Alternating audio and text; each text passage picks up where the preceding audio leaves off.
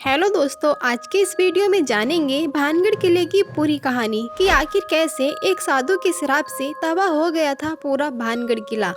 रानी रत्नावती का भानगढ़ किले से क्या था संबंध? क्या सच में भानगढ़ किला भूतिया किला है या लोगों के मन का डर? और आखिर में जानेंगे कि भानगढ़ किला कैसे पहुँचे। तो दोस्तों, पूरी जानकारी के लिए वीडियो को आखिरी तक पूरा जरूर देखिएगा।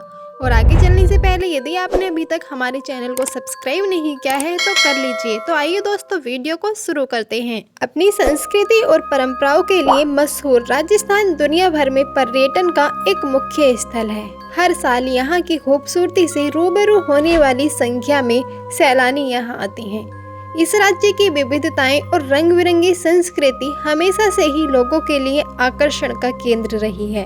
इन सब के अलावा यहाँ पर कई खूबसूरत किले और महल भी मौजूद हैं, जो भारत के समृद्ध इतिहास को दर्शाते हैं। भानगढ़ किला इस राज्य की इन्हीं ऐतिहासिक इमारतों में से एक है। इस किले का अपना एक समृद्ध इतिहास है, हालांकि यह अपनी रहस्यमयी चीजों के लिए ज्यादा मशहूर है। तो आइए जानते हैं क्या है भानगढ़ किले का इतिहास और इससे जुड़ा रहस्य। भानगढ़ का किला जयपुर और अलवर शहर के बीच सरिस्का सेंचुरी से 50 किलोमीटर दूर स्थित है। 17वीं शताब्दी में इस किले का निर्माण आमेर के महान मुगल सेनापति मानसिंह के छोटे भाई राजा माधव सिंह ने करवाया था। शाही महल के अलावा भानगढ़ में सन 1720 तक 9000 से अधिक घर भी थे, जो बाद में धीरे धीरे गायब होते चले गए।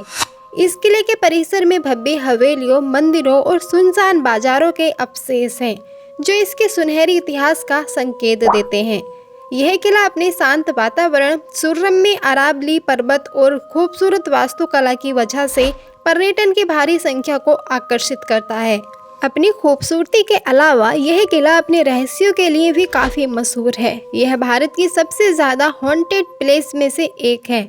यही वजह है कि सूरज ढलने के बाद किसी भी टूरिस्ट को इस किले में जाने नहीं दिया जाता है। ऐसा माना जाता है कि यहाँ पैरानॉर्मल एक्टिविटी होती है। किले में मौजूद नेगेटिव एनर्जी की वजह से कोई भी यात्री शाम के बाद ना तो यहाँ प्रवेश करता है और ना ही किले के अंदर घूमता है। इस किले को लेकर कई तरह मान्यताएं हैं। पहली मान्यता बाबा बलाऊ नाथ के नाम के एक साधु से जुड़ी है। ऐसा माना जाता है कि जिस जगह पर इस किले का निर्माण किया गया है वह इन्हीं साधु की थी।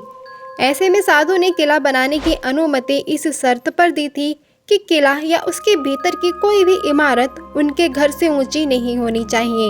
अगर किसी संरचना की छाया उनके घर पर पड़ी तो यह किला नष्ट हो जाएगा।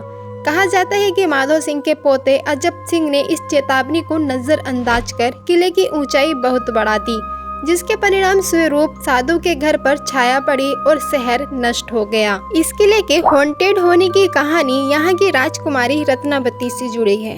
कहा जाता है कि राजकुमारी बहुत सुंदर थी, जिस वजह से काले जादू में माहिर एक जादूगर को राजकुमारी से प्यार हो गया। एक दिन जब राजकुमारी अपनी सहेलियों के साथ खरीदारी करने गई तो जादूगर ने उन्हें इत्र खरीदते देखा और इत्र को प्रेम औषधि से बदल दिया। हालांकि राजकुमारी को जादूगर की चाल का पता चल गया और उसने औषधि को पास के एक पत्थर पर फेंक दिया। इसके परिणाम स्वरूप चट्टान जादूगर की ओर लुढ़की और चट्टान से कुचलकर उसकी मौत हो गई। हालांकि मरने से पहले जादूगर ने शहर को श्राप दिया और कहा कि यह जल्द ही नष्ट हो जाएगा और कोई भी इसके परिसर में नहीं रह पाएगा। बाद में मुगल सेना ने राज्य पर हमला कर कब्जा कर लिया और राजकुमारी रत्नावती सहित किले के सभी निवासियों को मार डाला। लोगों का ऐसा मानना है कि भानगढ़ के घरों की दीवारों के पास कान लगाने पर आपको आत्माओं की आवाज़ सुनाई देगी। इसके अलावा स्थानीय लोगों का यह भी मानना है कि अक्सर किले से किसी औरत की चिल्लाने, चूड़ियाँ तोड़ने और रोने की आवाज़ भी सुनाई देती है। वहीं दिन के समय इस किले में जाने वाले कुछ लोगों का कहना है कि किले में उन्हें ऐसा महसूस हुआ जैसे कोई उनका पीछा कर रहा है। आइए दोस्तों, अब जान लेते हैं कि आखिर कैसे पहुंचा जाए भानगढ़ किला। अपनी हॉन्टेड कहानियों के बावजूद यह किला पर्यटकों के बीच काफी मशहूर है। आप यहाँ दिन में कभी भी जा सकते हैं। यहाँ पहुँचने के लिए नज़दीकी एयरपोर्ट जयपुर में जाना होगा, जहाँ से आपको भानगढ़ के लिए करीब 80 किलोमीटर की दूरी तय करनी होगी। आप यह यात्रा टूरिस्ट टैक्सी या बस के जरिए पूरी कर सकते हैं। अगर आप ट्रेन के जरिए सफ़र कर रहे हैं तो भानगढ़ के करीबी रेलवे स्टेशन भारकारी रेलवे स्टेशन और दौसा रेलवे स्टेशन पहुंच सकते हैं। साथ ही देश के प्रमुख शहरों से यहाँ के सीधे लिए बसें आसानी से मिल जाती हैं। आप यहाँ सुबह 6 बजे से लेकर शाम 6 बजे तक घूम सकते हैं। तो दोस्तों वीडियो में दी गई जानकारी अच्छी लगी है तो प्लीज़ वीडियो को एक लाइक करके चैनल को जरूर सब्सक्राइब कर लें। तो दोस्तों मिलते हैं किसी ऐसे ही ऐतिहासिक वीडियो के साथ, तब तक के लिए धन्यवाद।